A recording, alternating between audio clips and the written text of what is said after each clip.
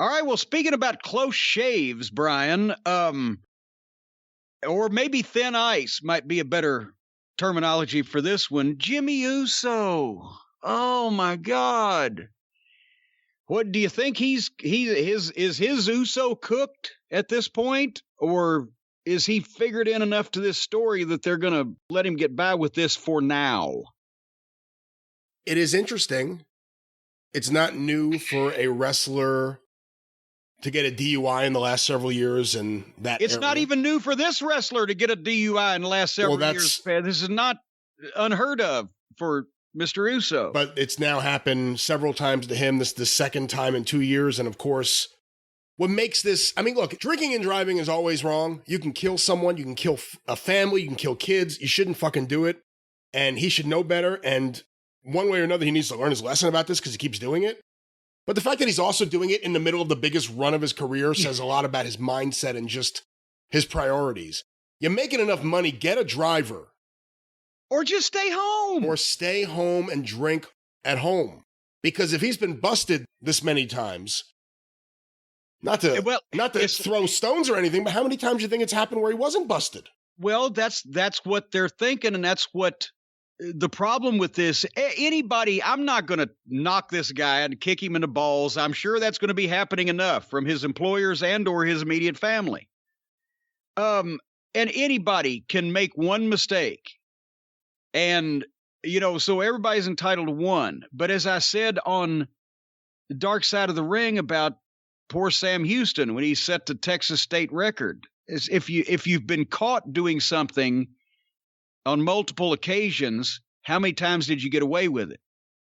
And the problem is with this, like you mentioned, anybody, you can kill somebody, and generally it's the drunk driver that wakes up in the hospital going, what happened? And everybody else is dead, right? That's the way it usually works out according to the news I've seen.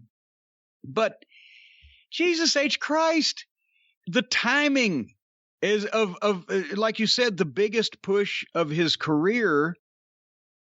If you've made the mistake once and you probably got heat for it, and in some cases they've taken, if they didn't have something for guys, the WWE specifically, if they didn't have something for guys, or they were looking for an excuse to just because they had buyer's remorse or the guy had heat or whatever, boom, that's it, you're done.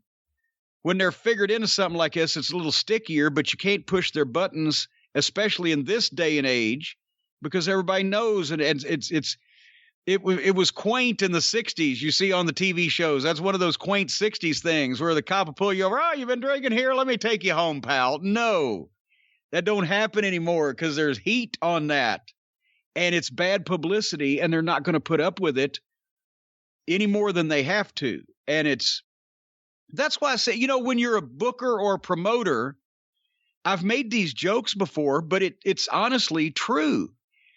You always wake up every day wondering which member of your roster is going to make the fucking news for something stupid.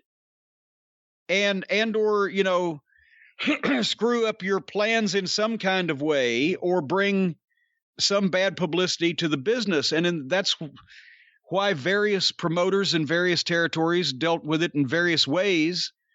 And everybody used to knock Bill Watts because he kept everybody's money back 2 weeks.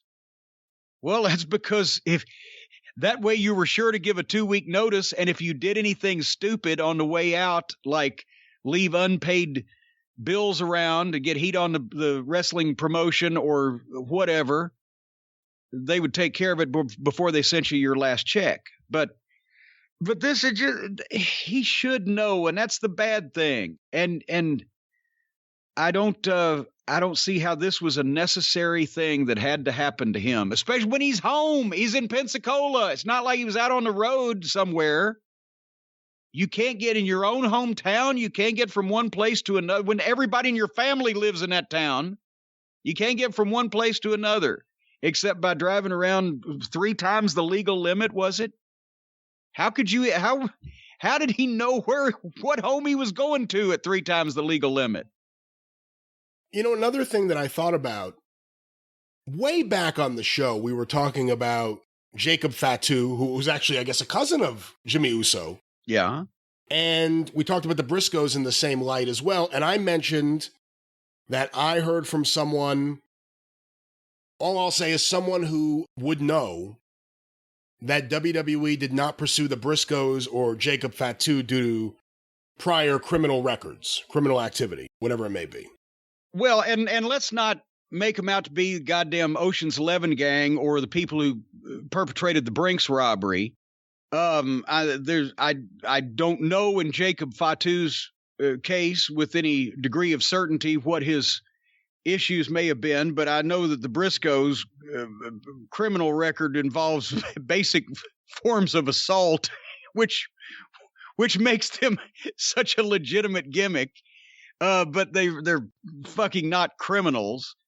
And Jay didn't do himself any favor about 10 years ago with some tweets that he made, but that was when he was in his 20s and just had kids rather than. Well, my point is all these things are old things. But the point is, at some point, how long do you have to keep paying for something you said when you were 22 or whatever? Or I remember one time, I won't mention any names because it's not germane to the subject, but just the point is, one of the people involved in one of our WWF pay-per-views, not a wrestler, but still an important part of the production, took him 2 hours to get across the fucking border driving into Canada because he had a DUI like 12 years previously.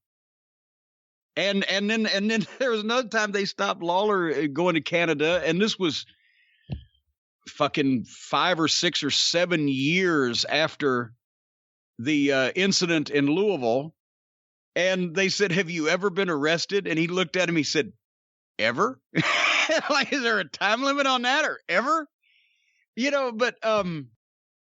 But anyway, point is, we can all do one stupid thing, but then after you do that stupid thing, there should probably be much less likelihood of you doing that stupid thing again if you're not really stupid. But my point was going to be with Jacob Fatu or the Briscoes, whatever offense it is, it's nothing in the last couple of years. It's something in the past. I'm not saying that makes it good or bad, but I'm saying that happened a while ago, and it's causing the WWE not to consider them. This is happening to Jimmy Uso multiple times while under contract to WWE. Yeah. So that's where it's hard for me to wrap my head around the double standard that there is here. Well, there's a triple and a quadruple standard, because there's a standard for each individual person. As I believe it was either Joan Crawford said to Betty Davis or Betty Davis said to Joan Crawford one time when one of them was talking about the problems they were having with their current husband. Is the fucking you're getting worth the fucking you're getting? And each time you have to figure out, when somebody causes you a headache, is it worth it? But I mean, it's a shame with a lot of these guys, because in some cases, this gets on the news now. I mean, my God, do you remember 20 years ago, a pro wrestler could basically fucking engage in a hostage situation in a bell tower and may not make the news? And now if any pro wrestler, at least with the WWE, or just somebody who's been with the WWE in the past and still has some kind of mainstream name, spits on the sidewalk, they're all over the fucking news. What do you do? If you're WWE right now, he's in the middle of this main program on SmackDown, what do you do? Last time it happened, by the way, he was off TV for 6 months. You know, the mistake that he may have made, he's got a twin brother. And I know that they've been milking the thing where the one brother is mad, blah, blah, blah. The other brother could come in and take the place at the right hand of the head of the table. Right? Or vice versa, or whatever. There's two of them. Figure it out.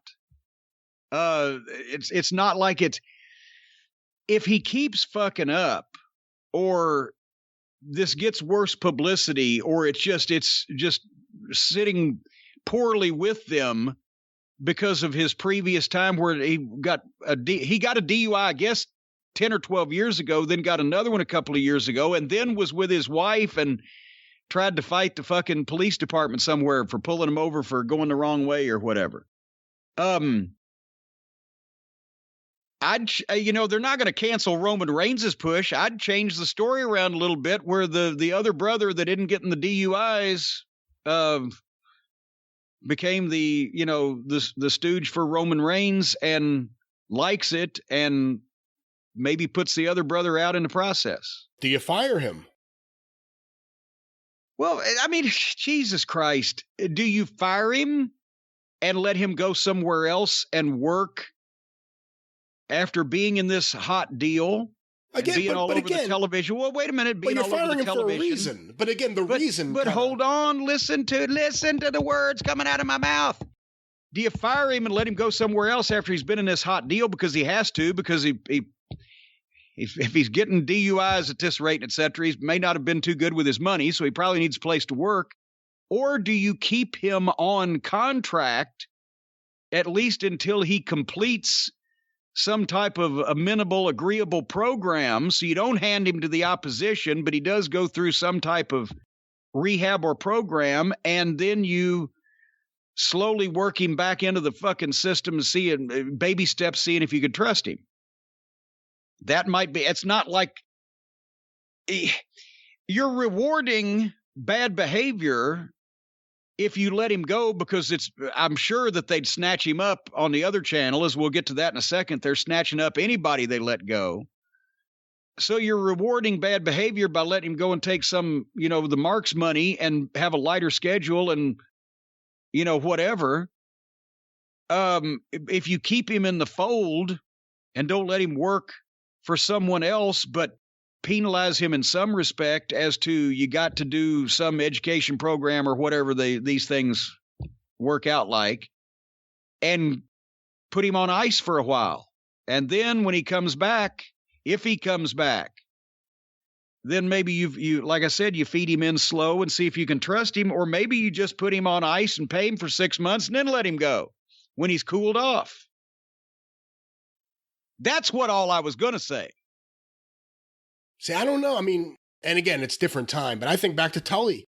If WWE fired him for this and AEW swooped in 90 days and hired him, I mean, his family's there. WWE's not going to play games in the press about this probably, but I don't know. It's not a good look right now, considering all these things, to hire him.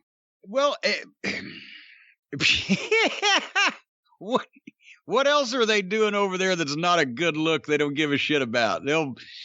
They could say, oh, he's finally going to be free to pursue a life of creative freedom over here, and that's what was driving him to drink over there, as they were making him do all this stupid stuff. That's the story they'd tell. They drove poor Uso to drink over there at the WWE. So now he's hanging out with Adam Page over here at the bar. Yeah, over here where our guys drink on camera instead of behind the scenes. But you know what? Here's the thing. Basically, if you get a spot that you like, you need to do everything you can, Brian, to keep it. Have you heard this? Of course. If you've got something you like, you need to go to any measure and any length that you can to keep that thing, and that includes your hair. And that's why our friends at Keeps.com can tell you how to keep that stuff. Everybody knows that guys over a period of time, some before others, tend to lose their hair. We've seen these staggering statistics on the folks that suffer from male baldness of various kinds. Well, now, with Keeps, you can not only keep the hair you've got, but you can even coax some of those little follicles that have fled the coop back into crowning glory. Keeps offers a simple, stress-free way to keep your hair. That way you won't be pulling your hair out over keeping it. They've got convenient virtual doctor consultations, medications delivered straight to your door every 3 months. You don't have to leave your home, and they come in a plain brown wrapper. It's low-cost. Treatments start at just $10 a month. They offer generic versions of all the finest hair loss medications. They've got more 5-star reviews than any of their competitors, but prevention is the key. You can't grow hair on a billiard ball, so start now. Treatments can take 4 to 6 months to see results, so act fast. Folks, if you are ready to take action and prevent hair loss, go to Keeps, KEEPS.com. keeps.com/JCE and get your first month of treatment for free. Keeps.com/JCE. Get your first month's treatment for free.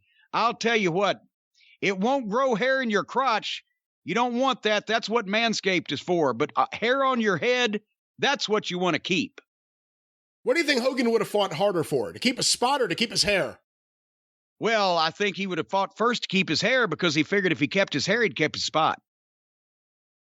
But now the biggest spot is on top of his head.